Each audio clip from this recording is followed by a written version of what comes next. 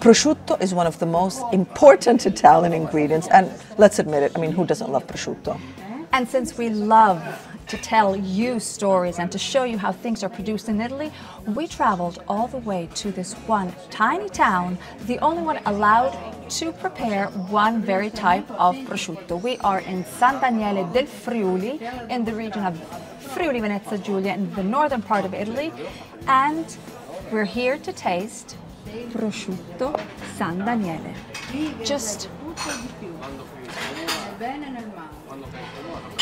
And I would say our mission to explore, taste, and learn about Prosciutto San Daniele can begin. Like it starts right now. Right now.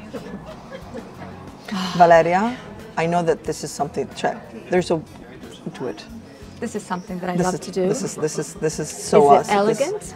No. Who cares? But who cares? This is how you do it. Wow. Huh? Okay, bye.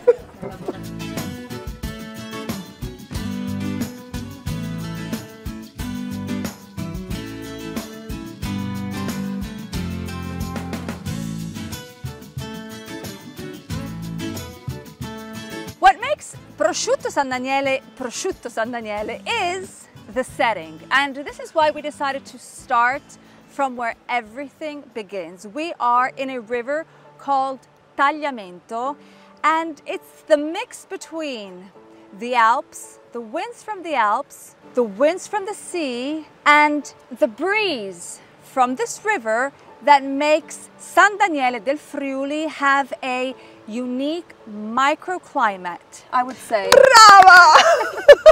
It's just mind-blowing. And imagine, prosciutto has been made here for centuries. I mean, it's since the Middle Ages, and all thanks to understanding how the winds work. Because remember, the answer, my friend, is blowing in the wind.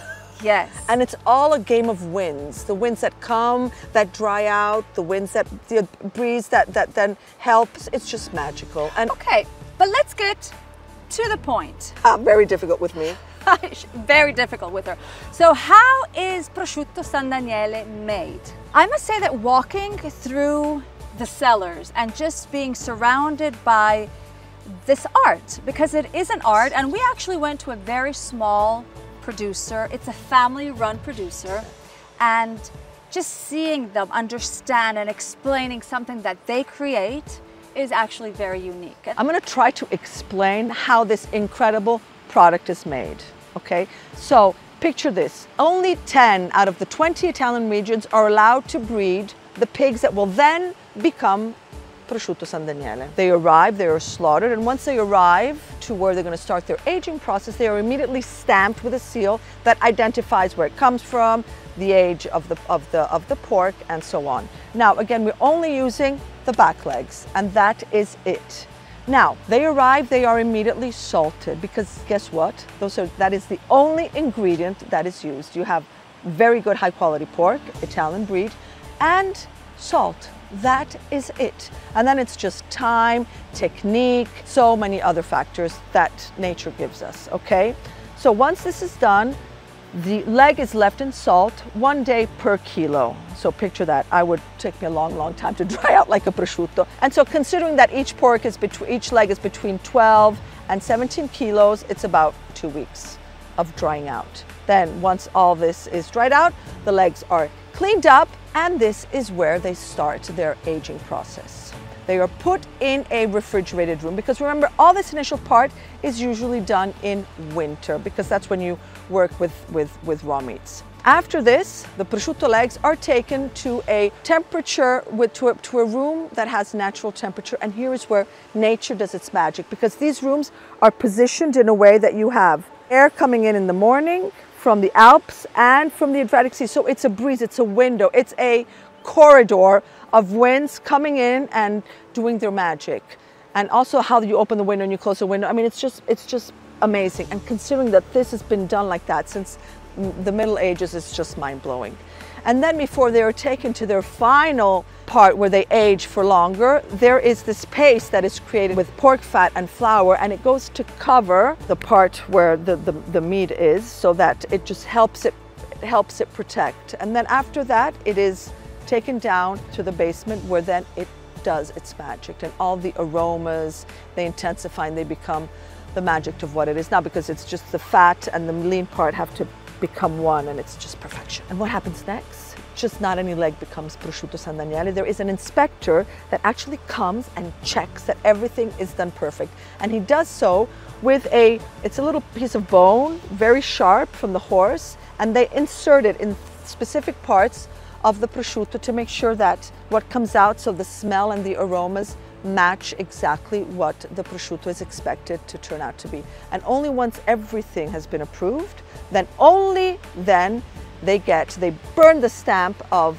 Il Consorzio di Prosciutto San Daniele. This is a seal of approval that guarantees that this is now a real Prosciutto San Daniele, is ready to be devoured, eaten, enjoyed, tasted. It's just pure magic.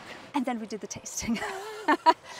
And to my surprise, I had never actually thought, you know, though I'm a foodie and I'm a food expert, I consider myself knowledgeable, I didn't actually know that prosciutto, talking about the same leg, could taste so different.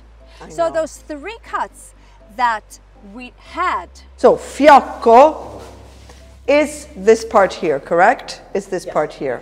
This part. This part. Punta is this part here, which is the butt, which is fatter. It's got more strips of fat, and so it's much better. And this one is the Stinco. This is this part here. Tasted completely different. It was like trying 3 different products, and the sensations in the mouth were just unbelievable. Now we're going to start with Fiocco. Look, you see how it is? Leaner. Can I say something? Stop. Sorry, just a second.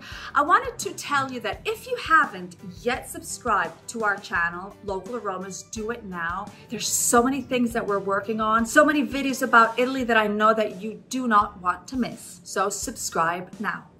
Can I say something? I know what you're going to say. No, I have to say something. Ben is going to say something, and I know it's going to have to do with the fat. It is against the law. It is against the law to remove the fat. I've seen it done that you buy the prosciutto and then you remove the fat. No, never, because they belong together. They go together. No, full stop.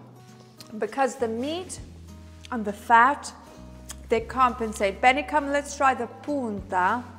The butt with all this fat. And look at the color of the fat, it's white. Look at the little marks here, it's the translucent. I mean, look at this. This is, guys, this is art. This took 14 months to make. I mean. And 1 second to eat. But it's like happiness, it's like chewing happiness. It smells completely different than the piece before. And this is how you eat prosciutto, with your hands. Also because the fat melts in your mouth and wow. Then you drink the wine. Cheers. Why do you have more and I have less? Because I'm nicer than you are. And last but not least, the Stinco. Look at this. I like to swirl it. Did you smell it? Did you smell it before you ate? Valeria, what did I teach you in all these years? Smell.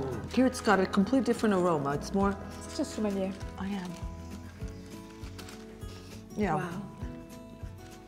And you see what we say? What we mean when we say that you have to taste Italy. Monuments are beautiful, and you know, the setting, everything is beautiful. But then as you taste, this tells a story, and it's very important to understand it. So you learn to love the small things, because that's all. This is the Italian essence. The Italian lifestyle is appreciating, loving, understanding, and respecting things like this, because this needs a lot of respect, and it's just amazing. Benny? I would say that we have successfully, very, very successfully accomplished our mission.